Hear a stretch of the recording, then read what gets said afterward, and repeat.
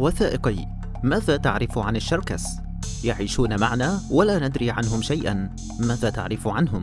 الكثير منا يسمع عن الشراكس أو الشركس، ولكن قلة هم من يعرفون المعلومات الكافية عن هذه القومية، مع أن تعدادهم في بلاد الشام وحدها يقدر بمئات الآلاف. فمن هم الشركس؟ وما موطنهم؟ ومن أين أتوا؟ ما تاريخهم وعاداتهم؟ وما عقائدهم؟ أصول الشراكسة. مصطلح الشركس تم إطلاقه من قبل اليونانيين على جماعة من شعب القوقاز مثل الأدغية والأبخاز والأوبخ والشيشان والداغستان، ولكنهم يطلقون على أنفسهم أديغة، ويسكنون في مناطق القوقاز ما بين البحر الأسود وبحر قزوين المتميز بجباله الشاهقة الضخمة ذات المناخ الصعب والقاسي، وأرياف جبلية ذات تضاريس قاسية وصعبة تعود سكانها على مشاق الحياة والصعاب. أكثر ما يميز الشراكسة عن غيرهم هو الفروسية واللباس المتميز الرسمي المتأنق والمهارة العالية والأمل وتحمل مصاعب ومشاق الحياة والروح المعنوية العالية، وهذه الروح قائمة وراسخة رسوخ الجبال التي يعيشون فيها. ومن أمثلتهم ريدادا الذي بذل نفسه وضحى بها من أجل قومه، وروحهم العالية وهمتهم وعدم قبولهم الإهانة هي ما جعلتهم يثورون على إهانة أهل خان القرم، وقاموا بإبادة المحتل التتري عن بكرة أبيه في أشهر معاركهم في المعركة المعروفة باسم قنجة الزتوى. حروب الشركس مع الإمبراطورية الروسية. لقد عانى شعب الشركس الأمرين في حروبهم مع الإمبراطورية الروسية القيصرية زهاء 100 سنة، وقام الروس بغزو أراضيهم من أجل نهب ثرواتهم الطبيعية، وعمل الروس على طردهم من أراضيهم وأرغموهم على ترك أراضيهم وموطنهم قسرا ورغما عنهم، وهاجروا إلى العديد من البلاد في العراق والأردن وسوريا، وكل ذلك حصل بالاتفاق بين روسيا القيصرية من جهة والدولة العثمانية من جهة أخرى. وقضى آلاف من الشركس نحبهم وماتوا بسبب الأمراض والفقر والجوع ومرارة الحياة. ويستحيل على الشراكسة أن ينسوا اليوم الأسود بينهم والمؤرخ في 21 من أيار عام 1864، وهو اليوم الأسود، ويسمونه بيوم الحداد الشركسي، وذلك تخليدا لأرواح الذين سقطوا في المجازر والحروب المميتة والإبادة الجماعية على أيدي الروسيين. اختلط الشركس في البلدان التي هاجروا إليها قسرا، واندمجوا في مجتمعات تلك البلاد بشكل كبير جدا، وساهموا بشكل كبير في بناء تلك المجتمعات والبلدان، وفي نفس الوقت حافظوا على هويتهم الخاصة وعلى تقاليدهم وعاداتهم القومية والقبلية وملابسهم التقليدية، وحافظوا على حضارتهم وصانوها وخلدوا تراثهم.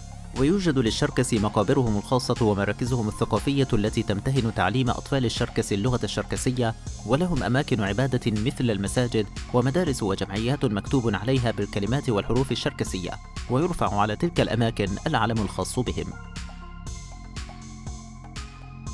بماذا يمتاز الشركس؟ يمتاز شراكسة الرجال وتحديدا كبار السن فيهم بما يعرف بالقلبق، وهي عبارة عن قبعة مصنوعة من الصوف دائرية الشكل، وللمرأة أيضا ثوب مميز يغطي جسمها بالكامل، ولهم علمهم الوطني ذو اللون الأخضر وبداخله 3 رماح، وهي عدد السهام التي كان يحملها الفارس الشركسي في أوقات السلم، وترمز هذه السهام إلى السلام. ويحتوي علمهم الوطني أيضا على 12 نجمة تشير إلى العدد المكون لقبائل الشركس. للشراكسة أشكال وملامح تكون أقرب ما يكون إلى الأشكال والملامح الروسية، فبشرتهم بيضاء وشعورهم شقراء فاتحة اللون، وعيونهم جميلة جدا وملونة، وعادة يتزوج الشراكسة من بعضهم البعض. ديانتهم. يعتنق معظم الشراكسة الدين الإسلامي، وهناك قلة يعتنقون الدين المسيحي. واعتنق الشراكسة الدين الإسلامي في عهد الدولة العثمانية، حيث دخل الإسلام إلى بلاد القوقاز في القرن ال13. ويتبع الشراكسة ما يسمى الأديغة خبزة، وهي عبارة عن مجموعة من القوانين غير المدونة والمبادئ الرئيسية والأنظمة والخطوط العريضة والضوابط التي تحكمهم وتدير وتنظم شؤون حياتهم اليومية. وفيما مضى كان الشركس يرددون مقولة: ما من شيء إلا ويحكمه قانون ونظام، أي ما أطلقنا عليه سابقا اسم خبزة، ومعناها أن كل علاقة بحياتهم محكومة بقاعدة وأنظمة وقوانين تحكمها في كل الأوقات وعلى مر الزمان وفي كل الأمكنة التي يقطنون بها، أي أنهم محكومون بهذه القواعد الخاصة أينما تواجدوا. والأديغية الخبزة لا تتغير عندهم باختلاف المكان والزمان، وهي راسخة ثابتة يتمسك الشراكسة بها بكل ما أوتوا من قوة، وهي تتغير ببطء شديد جدا وعلى أزمان بعيدة من تاريخهم الحافل. عادات وتقاليد الشركس. يقدس الشركس 3 أشياء: الأخلاق والقوة والوطن، فهم يقولون إن الإنسان منهم إن فقد أخلاقه فقد قوته، وإن فقد قوته فقد وطنه. أخلاقهم كانت هي مصدر قوتهم منذ آلاف السنين أمام الغزاة والمستعمرين. الأخلاق والوطن والقوة هي أكثر 3 أشياء مقدسة بنظر الشركس، وهم يعتقدون بقوة أن الإنسان الذي يفقد قيمه وأخلاقه فإنه بالتالي يفقد قوته ولا يعود له ولاء لوطنه. كانت أخلاق الشركس تعتبر مصدر إلهام وقوة في مواجهة كافة أصناف المحتلين الغزاة والمستعمرين منذ آلاف السنين.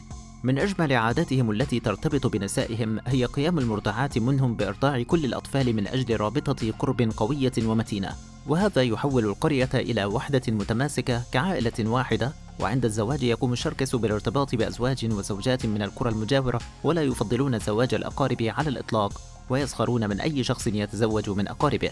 من أغرب عاداتهم وتقاليدهم عند حضور أهل العروس حضور مراسم وزواج ابنتهم. الطلاق نادر الحدوث والوجود بينهم وغير مفضل على الإطلاق، وينظرون إليه على أنه نذالة ونقص في الرجولة والعقل. وكذلك المطلقة التي تقوم بطلاق زوجها وترغب بزوج آخر غير زوجها ينظر إليها بسوء شديد. يقوم الشراكسة الرجال في فترة صغر أبنائهم بالابتعاد عنهم وتركهم يترعرعون في أحضان أمهاتهم، ويقومون بهذا التصرف الغريب لأنهم يؤمنون أن الرجولة والعاطفة لا يمكن أن تجتمع معا. التدخين عند الشركس. يعتبر التدخين معيبا جدا أمام الأكبر سنا، ويعتبر الابتعاد عن التدخين أمام كبار السن نوعا من أنواع إجلال واحترام شيوخهم وكبار السن فيهم، كما أن إعطاء ظهرك لكبير منهم يعتبر إهانة بالغة وعليك تجنبها. أما بخصوص السلام بالأيدي مع الكبار والشيوخ فيتوجب عليك المصافحة بكلتا يديك، وعند مرور الشيخ المسن أو الشخص الكبير فيتوجب عليك الوقوف احتراما وإجلالا لقدره. ويمنع على الطفل الصغير أن يتحدث بصوت مرتفع أو حتى أن يضحك أو يجلس بطريقة غير ملائمة أو مهذبة، كأن يقوم بوضع رجل على أخرى أو أن يقوم بالتعارك مع الآخرين. رقص الشركس. يحتل الرقص مكانة مرموقة ومميزة بينهم تعود لآلاف السنين، ويعود ذلك إلى عراقة حضارتهم. وقد تدرج الرقص عندهم حيث كان مسبقا كنوع من محاكاة الآلهة والأرباب، وتحول اليوم إلى رقص استعراضي، ولديهم فرق عالمية مشهورة ومعروفة بالرقص مثل فرقة نلمس والكبردينكا وإسلاميه. يتميز الرقص الشركسي بشكل واضح عن الرقص في بلاد المشرق الأخرى، ويشبه إلى حد كبير الرقص الأوروبي، وأشهر الرقصات رقصة الولج ورقصة القافة ورقصة الششن. يرقص فيها الشاب مع الفتاة زوجيا، وتعزف الموسيقى ويحاط الموسيقيون باحترام عام، ويشترك فيها كلا الجنسان. أما بالنسبة للنساء فالفتيات فقط يشتركن بالرقص، أما المتزوجات والأرامل والمطلقات فلا يشتركن. يشبه الرقص الشركسي بشكل كبير جدا الرقص الأوروبي، ويختلف بشكل واضح عن الرقص في أراضي الشرق، وأشهر رقصاتهم على الإطلاق هو ما يعرف برقصة القافة ورقصة الوج والششن. يرقص في هذه الرقصات فتاة وشاب، ويقومون بعزف أجمل أنواع الموسيقى، ويحظى الموسيقيون بينهم باحترام كبير. نظام خاص للحفلات عند الشركس. ويوجد نظام خاص للحفلات عند الشركس، إذ تقوم الفتيات بالوقوف في صف واحد قرب الجدار بترتيب يعتمد على السن، حيث تتواجد أكبرهن سنا على الجانب الأيمن ويتوالين بشكل قوسي، وتقوم الفتيات الصغار جدا بالفصل بين الرجال والفتيات، ويقوم الرجال بإكمال نصف القوس الذي شكلته الفتيات على شكل دائرة، وفي الوسط تكون دائرة واسعة للرقص. وعندهم امرأة تقوم على تقديم الفتيات للرقص واحدة خلف الأخرى دون تجاوز إحداهن، إلا إذا كانت إحدى الفتيات لا تجيد الرقص، وهذا أمر نادر جدا عندهم. ويطلقون على المرأة التي تقوم بتقديم الفتيات للرقص اسم حاتياكو، أي عريفة الحفل. ومن السيء جدا عندهم أن ترفض إحدى الفتيات الرقص، وينظر إليه على أنه تكبر وتمنع من الاختلاط والرقص مع أشخاص بعينهم، ويجلب لها هذا التصرف التوبيخ فيما بعد. الزواج والخطوبة. وأسوة بالفتيات فإنه يوجد أيضا للشبان عريف للرقص يقوم بنفس المهمة التي تقوم بها عريفة الحفل للفتيات، ويعاون عريف الحفل للشباب فتيان يقومون بالدوران حول المتواجدين، ويقومون بتحميس المتواجدين وحثهم على التصفيق. وتستهل حفلة الرقص عادة بالعزف على آلة تدعى الأكورديون الرتيب تتناغم مع أغناء الفتيان.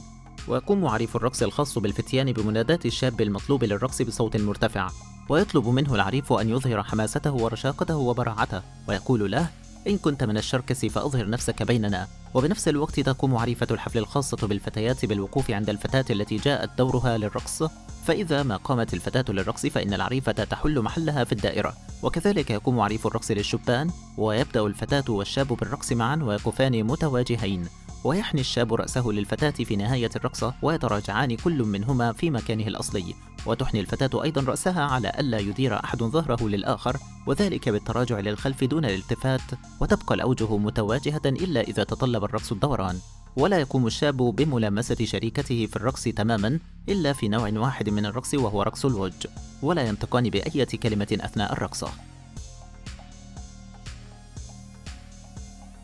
أشهر الأمثال الشركسية: يوجد للشراكسة العديد من الأقوال المأثورة والمحببة عندهم ويستخدمونها في حياتهم اليومية، والتي ترتبط بالنزعة النبيلة لسلالتهم العريقة. ومن هذه الأمثلة نذكر: ابذل حياتك في سبيل الشرف، الرجل الخلوق والمؤدب ليس بفقير أبدا، الضيف واحد من أفراد الأسرة، البيت الذي يخلو من الضيف ليس ببيت سعيد، البيت الذي يخلو من النساء شبيه بالحقل غير المزروع، من يهن المرأة لا يكن الاحترام لنفسه، النبل في ذات الرجل وليس في أصله، اليأس يمنع الفرس من الركض السريع، كيل المديح لإنسان في حضوره كالذي يغتابه في غيابه.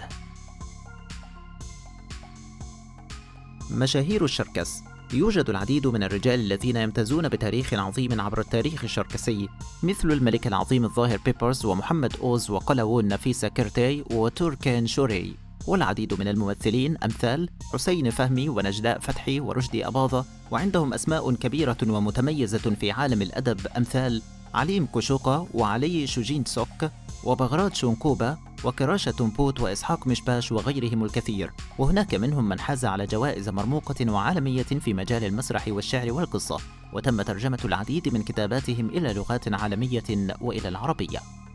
في النهاية شكرا لكم على المشاهدة.